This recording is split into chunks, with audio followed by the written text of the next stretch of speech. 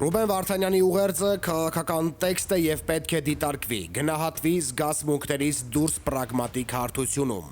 Դատում են ոչ թե ինձ եւ մյուս 15 հոգուն, այլ բոլոր հայերին, ասում է նա եւ միանգամայն ստույգ է բնութագրում Ալիևի կազմակերպած դատավարության պատմաքաղաքական իմաստը։ Ինչ է ակնարկում Ռուբեն Վարդանյանը։ Նա ըստ էության առաջադրում է Ալիևյան դատավարությունը միջազգայինորեն ապալեգիտիմացնելու խնդիր։ Ինչպես,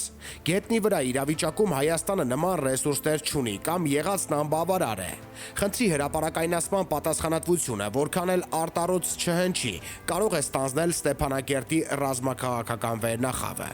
ՄԱԿ-ի ներկայացուցչության կամ որևէ երկրի դեսպանատան մոտ բողոքի սակավամարտ ակցիաները ոչ միայն չեն օգնի, այլև վնասում են, որովհետև երևակում են պատանդների նկատմամբ ոչ միասնական վերաբերմունք, իսկ սոցցանցային գրառումների մեծ մասը պարզապես նրանց դեմ է աշխատում։ Մեկ-երկու անգամ ֆեյսբուքյան գրառմամբ ասել եմ, կրկնում եմ, Ալիևյան դատավարությունը միջազգայինորեն ապալեգիտիմացնելու միակ հնարավորությունն այն է, որ Լեռնային Ղարաբաղի Հանրապետությունում երբևէ պետական, քաղաքական եւ ռազմական պաշտոն զբաղեցրած բոլոր անձինք դիմեն Ադրբեջանի նախագահին եւ հայտարարեն, որ կիսում են Լեռնային Ղարաբաղի Հանրապետության նախկին նախագահներին, մյուս պաշտոնյաներին, բարձրաստիճան երկու զինվորականների պատասխանատվությունը, պատրաստ են ներկայանալ եւ հանձնվել Ադրբեջանի արդարադատությանը։ Ինչ որոշում կընդունի Իլհամ Ալիևը դժվար է կանխատեսել։ Ակնհայտ է, որ Ղարաբաղյան շարժման ակտիվ մասնակիցների, Արցախից Հայաստանի ԳԽ падգամավոր ընտրվածների,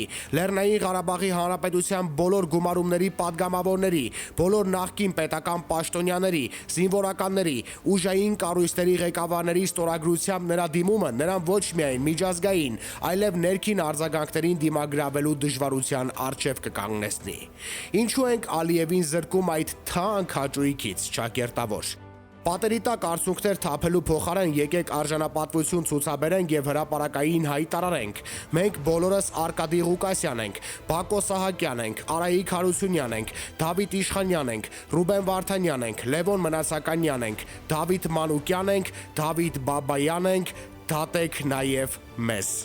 Նյութի աղբյուր, Առաջին AM։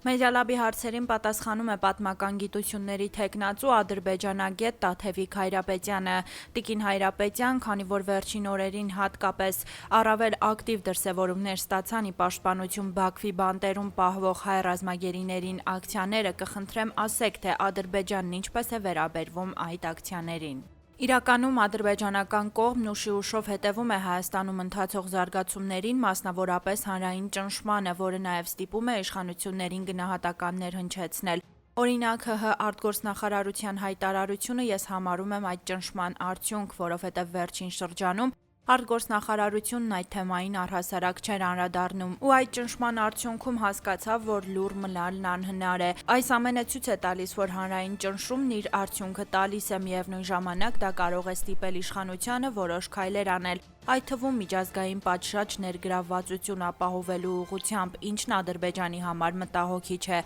Ադրբեջանը հոյակապ հասկանում է, որ Ռուբեն Վարդանյանն այս կերպ ցանկանում է միջազգային հնչեղություն տալ այդ խնդրին, որովհետև եթե Ադրբեջանը Հայաստանի դեմ, իսկ այս գործընթացն ուղղված է բուն Հայաստանի դեմ, ու դատախազության մեղադրական ակտերում դա արձանագրված է, ռեալ փաստեր ունի, ապա այդ փաստերն ապացուցելու տեղը միջազգային դատարանն է, որտեղ կողմերը միմյանց դեմ հարցեր ունեն, իսկ այս ներքին պրոցեդուրաներում որևէ միջազգային ակտոր ներգրավված չէ։ Ադրբեջանն իրական գործ ունենար, շահագրգռված կլիներ միջազգային հնչեղություն հաղորդել դրան, բայց այդ փաստերը նա չունի։ Դրա համար փորձում է այս մարդկանց մաքսիմալ նսեմացնելով, արժանապատվությունը ոտնահարելով այդ ամբողջն ուղղել Հայաստանի դեմ։ Հենց այս մասին էլ հայկական կողմը պետք է բարձրաձայնի, որ եթե կա խնդիր, ապա դրանց լուծման տեղը միջազգային դատարանն է, այլ ոչ թե այս մարդկանց այս վիճակին հասցնելը։ Իսկ Ռուբեն Վարդանյանը հասկանալով, որ Ադրբեջանը փակ գործընթաց է ձեռնարկում է, որևէ ներգրավվածություն չի ապահովում, փորձում է նաև իր առողջությանը անմիջական վնաս հասցնելով հնչեղություն տալ այդ ամենին,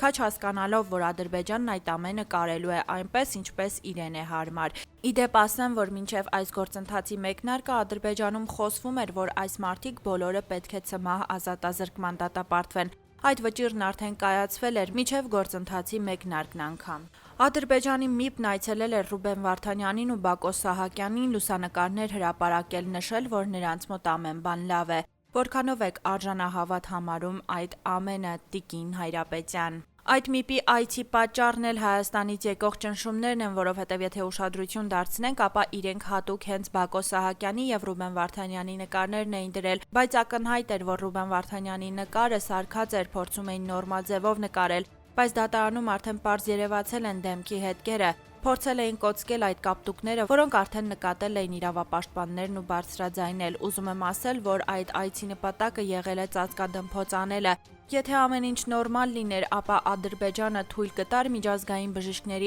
այցն այդ մարդկանց, իսկ այսօր Ադրբեջանում արդեն խոսում են Կարմիր խաչի գրասենյակը փակելու մասին, այսինքն խոսքը տոտալ բլոկադայի մասին է։ Բողոքի այս ակցիաները որքանով են փոխելու հայ ռազմագերիների վիճակը, Տիկին Հայրապետյան։ Հարցին պետք է միջազգային հնչեղություն հաղորդել ու դրա համար Հայաստանն ունի բոլոր հնարավորությունները։ Նշեմ նախ, որ առաջիկայում Ադրբեջանում համաներում է սպասվում, որի շրջանակներում քննարկվում են տարբեր քաղբանտարկյալների անուններ, հավանաբար դա լինելու է Նովրուզի առաջիկա տոներին եւ այդ ժամանակահատվածը սովորաբար համընկնում է մեր զատիկի հետ։ Սա լավ առիթ է նույն ամերիկյան հարթակներում խոսելու այս մարդկանց ազատ արձակելու մասին, լոբինգ իրականացնել, որովհետեւ Ալիևը փորձում է իրեն ներկայացնել իբրև Թրամփի ջատագով, փորձում է ներկայացնել, որ բոլոր խնդիրների մեղավորը ԱՄՆ նախկին վարչակազմ է, բայց այս ամենն անելու համար շատ կազմակերպված աշխատանք է պետք եւ ԱԳՆ-ի եւ Սփյուռքի կառույցների մակարդակով։ Մենք ունենք անհատներ, որոնք ունեն շատ լավ կապեր, այս ամենը պետք է օգտագործել, բայց դրա համար պետք է պետությունը աշխատի, այլ ոչ թե անհատական ջանքերով ինչ-որ բան անել, բայց ցավոք սրտի այդ աշխատանքը չկա, դրա համար էլ այս վիճակն է։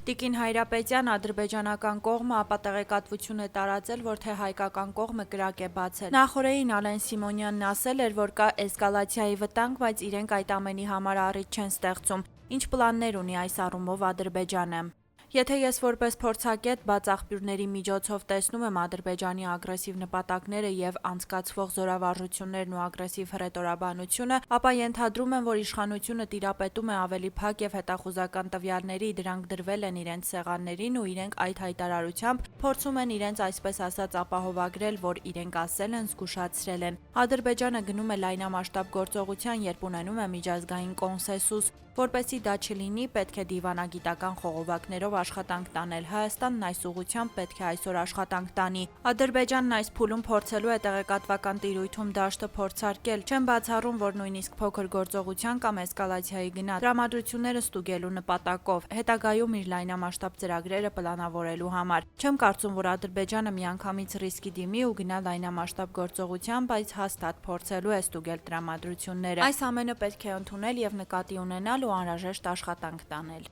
Տիկին Հայրապետյան, Ադրբեջանի նախագահն այցելել է Թուրքիա, կողմերն ձեզ ինչ են քննարկել։ Բնականաբար տարածաշրջանը, որովհետև ռուս-ամերիկյան այս բանակցությունների ակտիվությունն ազդում է ողջ տարածաշրջանի, այդ թվում մեզ վրա։ Նրանք նաև այլ հարցերի շրջանակ ունեն, բայց ընդհանուր առմամբ իհարկե տարածաշրջան, Ադրբեջանի ագրեսիվ քայլերում Թուրքիայի օժանդակության սահմանների ստուգում եւ այլն։ Նյութի աղբյուր Media Lab AM